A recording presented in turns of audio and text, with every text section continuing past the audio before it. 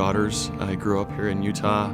I have a wonderful, supportive, loving family. Grew up devout LDS and with great influences and structure there. Spent 2 years in Mexico as a Mormon missionary, and then I had a crisis of faith and shattering of self-worth and a lot of things that took me down a really dark path. And in my case, it ended up with heroin and cocaine and pretty much anything I could get my hands on.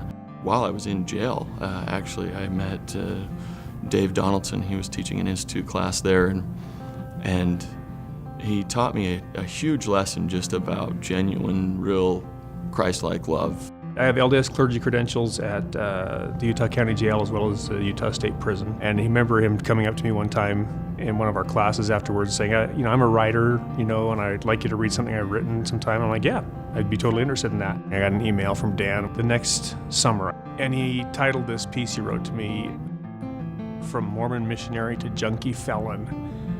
And it broke my heart. It was the most nakedly honest thing I think I'd ever read by somebody.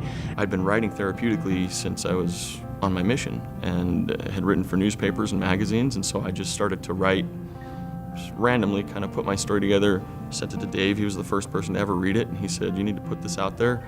So I found a little bit of courage to put it on social media. It turned into a blog and a book, and then calls and requests from people saying, hey, here's my situation, can you help with it? Whatever you can call this, vocation or purpose or mission, it's definitely one of extremes. Seeing somebody that is finding their way back into their family or is getting that light back in their eyes and just finding themselves again, it's very, very rewarding. Not because I can say, oh, I did that. It's like, wow, I got to watch that happen. That was really amazing. And then on the flip side, it's getting the calls from the mom the morning that she found her child overdosed and dead.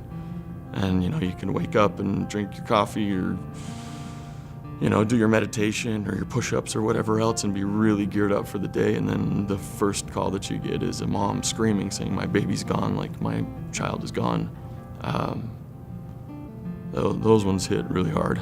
We have a nonprofit called Fresh Start. We help people transition from incarceration, and Dan's on our advisory board. It's been a pretty amazing year and a half to watch him become who he really is meant to be. I'm a family physician by training. I've been in practice for 30 years, and I've told him more than once that what he's doing, the long-term ripple effect of what he's doing is much more valuable than anything I've ever done as a physician. Shame and guilt and disappointment are not conducive to recovery. What I've seen, the common element that I've seen in so many people is just hope.